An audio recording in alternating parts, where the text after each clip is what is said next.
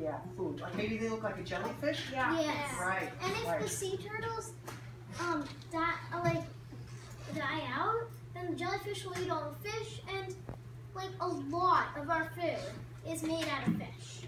And also on the other hand, I'm having fish for dinner tonight. you might get a balloon. I might get a balloon. That would be. Do you think if I got a balloon, and then after dinner, if I was tired and I yawned, you think the balloon would come out of my head? I'm only kidding. That sounds like the Three Stooges. Yeah. And also, on the other hand, other animals like crabs, seagulls eat the baby turtles. Yeah. And if they don't have those to eat, then they'll die out, and going on, and that can come to humans. That's right. Then they're in trouble also. That's right. So let me ask Andres, what do you want to do about this? What can we do about this?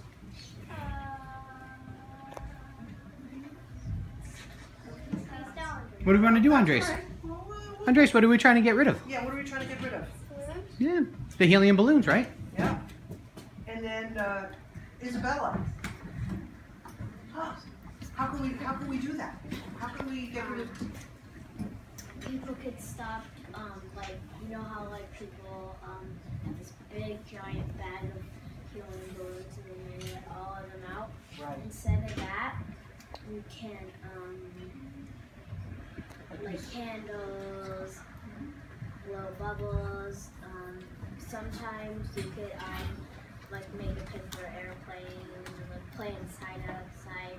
That's not too windy. And there's other balloons, right? Like the kind you need to blow up, because they might still, if you're outside on a windy day, they might kind of blow and get away from you, but it's not like letting these things off, right, that go hundreds of feet into the air. Yeah, you could do fireworks. Right, all kinds of fun stuff.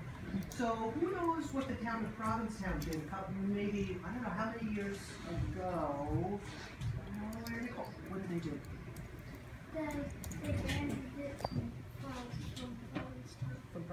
Do you guys think that's a good idea? Yeah. To ban them? Do you think that needs to be done like with a law, the way Provincetown did it? Yes. How about? Well, that's one idea. How's another way to stop people from using helium balloons? You had your hand up first. I'm starting to use the sticks. Tell me your name. Tell her your name first. My name's Caroline. Hi, Caroline.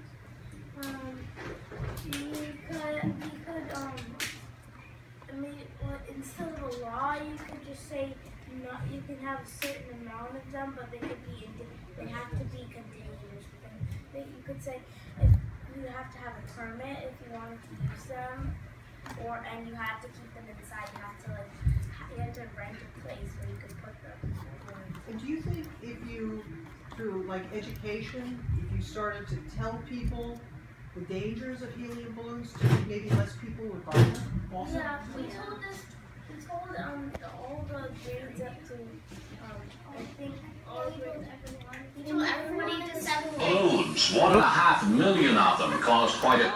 I'm gonna show them a video. That's why. Yeah. Okay. Good. Yeah. So if you were to write a law, I'm not calling you. Put your heads up. If you were to write a law, what do you think it should say?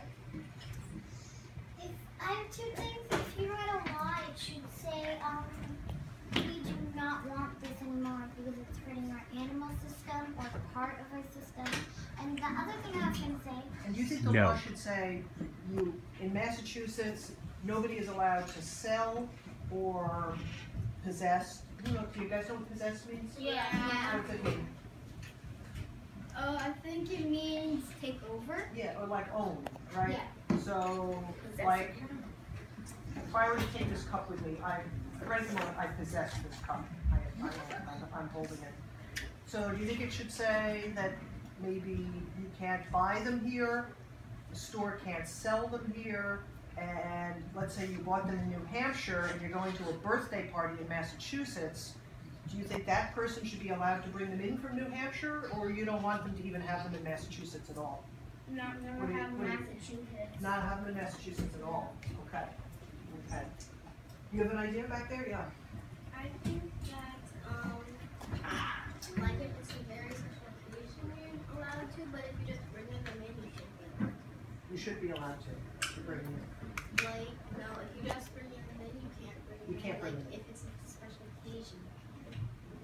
special occasion is like that? birthday or Right. I wonder how we would say that in a bill, right, when you write a law. I wonder how you'd say, sometimes you can have it, and sometimes you can't. Might be hard, right, to be able to say Yeah. one person can have it, one person can't. Right. Might be a tough thing to have in a law, right? Kind of like, I'm thinking about some of your essential agreements that you have, or the rules that we ask you to follow while you're in school, to stay safe and be, you know, a community of learners. We always say, I know one student who's really, really good about questioning me would say, how come that's a rule? That's a dumb rule. How come that's a rule? And I'll say, well, it's a rule because it helps you stay safe and it helps you learn. And you may agree, you may think that the rule is not really a good one or doesn't apply to you, but it is a rule. And rules are meant to be followed, right? We don't just follow them one day and then decide the next day that the rule doesn't even apply to me anymore. Right. So it is hard. It's hard if you have different conditions. Right. It's hard to remember Like all indoor those. birthday parties, outdoor birthday parties. Right. All of that kind of stuff. Anthony, you were like jumping out of your seat. You're jumping out of your Patriots shirt there a minute ago. What did you want to say? I was gonna say, what if we made a law? Wouldn't it have to go?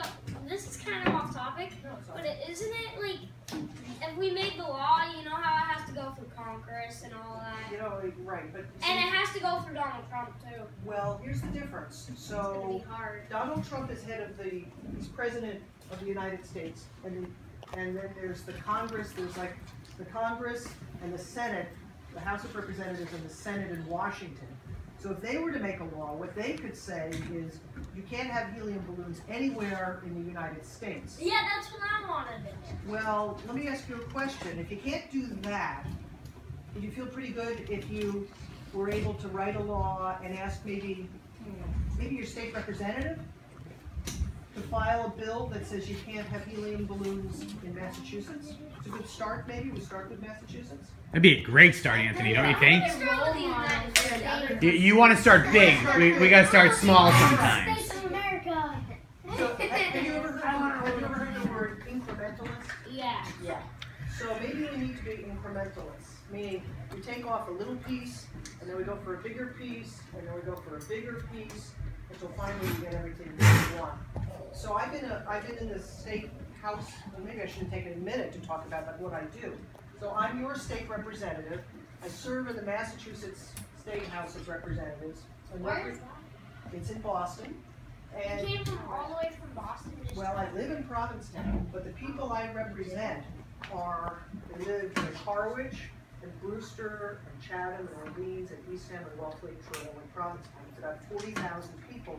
So I'm sort of like a little member of Congress, because it's not as big as a U.S. congressional district, but my Massachusetts House is like, sort of like a miniature version of the U.S. House of Representatives. And one of the things I get to do is write laws, and then there's a whole series in the way a bill becomes a law. The first thing in the way a bill becomes a law is you get a good idea, right? So now we've done that. We have a good idea. You guys wrote a letter.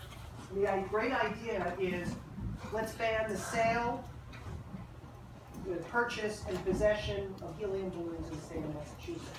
So you get the idea. The second thing you do then is you write down that idea. You know, it has to be like on a proper form. We have a computer system that we put it into, and you make it official and say all the right things and everything. And then you file that bill. And by filing that bill, it means it goes into the system in the Massachusetts House, and then it gets assigned to what's called a committee. And that committee reviews bills of, like this maybe would go to the environment committee, because we're saying it's bad for the environment to have these balloons floating around. So the people on the environment committee, they think about balloons in the ocean, they think about whether there's enough fish in the sea, they think about our cars making too much exhaust coming out of the backs of them, anything having to do with the environment. So if our bill goes to the environment committee, what I would do is I would call up your teacher, and I would say, hey, could some or all of the kids come to Boston? This bill has a hearing. There's going to be this room, bigger than this room, with a big desk, with these people wearing suits like mine, the men wear neckties, sitting behind there, and you, as citizens of the Commonwealth, have the opportunity to talk to them about why your bill is a good bill. And they will let you do that, and they will listen to you, and then they're gonna make a decision. Maybe they're gonna love the bill and say, yes, let it go to the floor, meaning to the whole Trinity. 160 people that are in the Massachusetts House, let it go there for a vote. Or they might say, well, we're hearing from like florists that sell helium balloons as well as flowers, that if they're not allowed to, they're gonna lose hundreds of thousands of dollars and it's gonna be really bad for them. Or we've heard from people who love celebrating their birthday with helium balloons that they don't like this. So maybe we need to think about this a little more. Or they might say, it's a great idea, let's recommend that it happen. So what we can do, if you guys want to, is this is what I do, I can write it so that it is in bill form, and we can file it, and what I'm gonna find out from the House Clerk is if, instead of just my name as being the sponsor, if I can say the Provincetown third grade class and Representative Sarah. I don't know if I can do that, but I'm gonna find that out. And then it would be your bill. And, you know, you could write letters to the committee chair people, you could advocate for it, and together we'll learn like how a bill becomes a law. And, you know, we'll see if we can figure out a way to get you to Boston for the hearing and get to see how all this stuff works. Figure out how to pay for the bus. Do it. Ferry. Yeah, ferry, right? We'll take the That's plane. generous, yeah. So does that sound like a plan? Yeah. What you should do? Okay, good. Yes? Like, can you get it? I think if you want to have like helium balloons, you could have 10 helium balloons, but you'd have to have a permit that costs like 18,000 or a bunch of money. Yeah, that's what I was thinking. You should be able to. You should have a permit, but you You can permit only to have a have certain. balloons. You could have a permit for balloons inside a house. Yeah, and Helium only a balloons certain inside. number of them. All right. Yeah, and only a certain number. That makes sense. So we're gonna have to think about what we want But this what bill if to they say. bring Whether Cool. it's just you're not allowed to possess helium balloons outside, or whether we wanna say you can't sell them. Well, what did we find was when we did our research? What were the big things we found about the helium balloons? Jack, what were some of the big things we found? One of the big things that we found out was that whenever they're left outside, most of the time, they just go up into the sky, have to like getting really high and pressure getting really tough. Mm-hmm. Yeah. Eventually, the balloon is going to fall down, and it can land in two different places, the ocean or on land. And do animals on land eat the balloons too? On Yeah. land, Yeah, what kind of animals eat them? most animals that would eat a balloon are like cows, I think that's colorblind. Anything that's colorblind, interesting. So how,